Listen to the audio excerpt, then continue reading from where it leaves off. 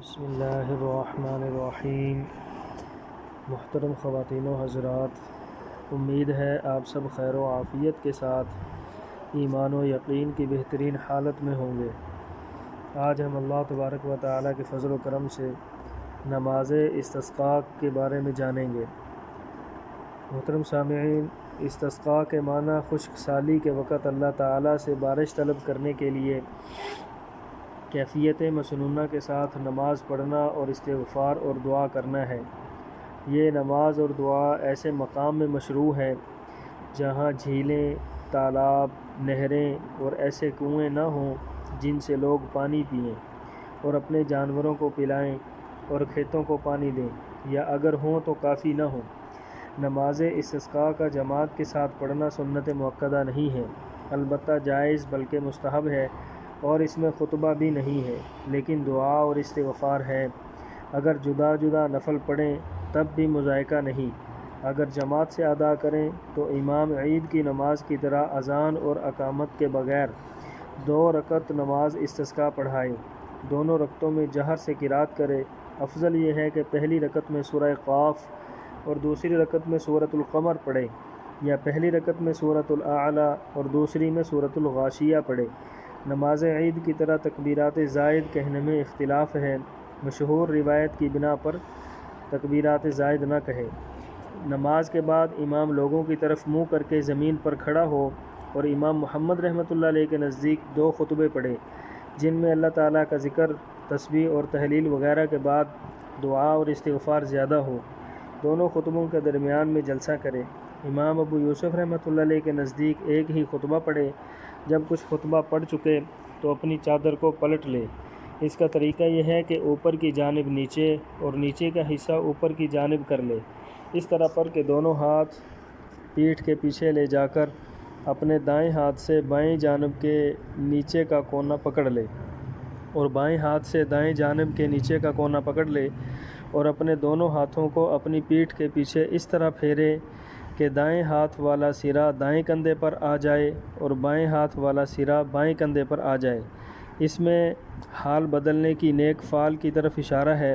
مقتدی اپنی چادر نہ پلٹیں۔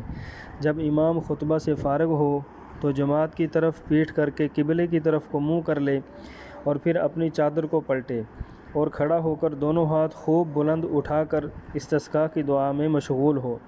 مقتدی امام کی دعا پر آمین کہتے رہیں۔ جو دعائیں احادیث میں آئی ہیں بہتر ہے ان کو پڑھے۔ اپنے الفاظ میں بھی دعائیں کرنا جائز ہے۔ دعا کا عربی میں ہونا ضروری نہیں۔ اگر احادیث کی دعائیں یاد نہ ہوں تو اپنی زبان میں اس مطلب کی دعائیں مانگیں۔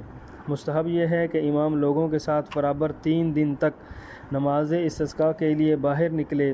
3 دن سے زیادہ نہیں، کیونکہ اس سے زیادہ ثابت نہیں ہے۔ ممبر نہ لے جائیں۔ مستحب یہ ہے کہ نماز استسقاء کے لیے باہر نکلنے سے بیشتر لوگ 3 دن تک روزہ رکھیں اور گناہوں سے خالص توبہ اور استغفار کریں، اور چوتھے روز امام ان کے ساتھ نکلے۔ سب پیدل ہوں، بغیر دھلے، یعنی معمولی یا پیوند لگے ہوئے کپڑے پہنیں۔ اللہ تعالیٰ کے سامنے ذلت کی صورت بنائیں۔ عاجزی اور انکساری اور تواضع کرتے ہوئے سروں کو جھکائے ہوئے چلیں۔ پاؤں ننگے ہوں تو بہتر ہے۔ ہر روز نکلنے سے پہلے صدقہ اور خیرات کرنا مستحب ہے۔ ہر روز نئے سرے سے دل سے توبہ اور استغفار کریں۔ حقوق والوں کے حقوق ادا کریں یا معاف کرائیں۔ مسلمانوں کے لیے دعائے مغفرت کریں۔ بوڑھے مرد اور عورت اور بچوں کو ساتھ لے جائیں، ان کو آگے کر دیں تاکہ وہ دعا مانگیں، اور جوان آمین کہیں۔ بچے اپنی ماؤں سے جدا رکھے جائیں تاکہ ان کے بلبلانے سے رحمت الہی جوش میں آئے۔ اپنے جانوروں کو بھی ہمراہ لے جانا مستحب ہے۔ غرض کہ رحمت الہی کے متوجہ ہونے کے تمام اسباب مہیا کریں۔ اگر امام نہ نکلے تو لوگوں کو نکلنے کے لیے کہے، اور اگر اس کی اجازت کے بغیر نکلیں تب بھی جائز ہے۔ کسی کافر کو اس وقت اپنے ہمراہ نہ لے جائیں۔ مکہ معظمہ کے لوگ نماز استسقاء کے لیے مسجد الحرام میں جمع ہوں، بیت المقدس کے لوگ مسجد الاقصیٰ میں، اور مدینہ منورہ کے لوگ مسجد نبوی صلی اللہ علیہ وسلم میں جمع ہوں، اور اپنے جانوروں کو ان مساجد کے دروازوں پر کھڑا کریں۔ باقی جگہوں کے لوگ بستی کے باہر میدان میں نکلیں۔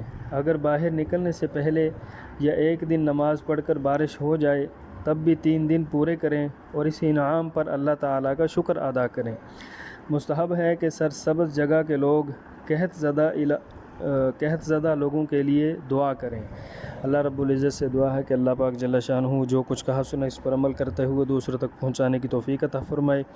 اللہ تعالی ہم سب کا حامی و ناصر ہو۔ لا الہ الا اللہ، لا الہ الا اللہ، محمد الرسول اللہ۔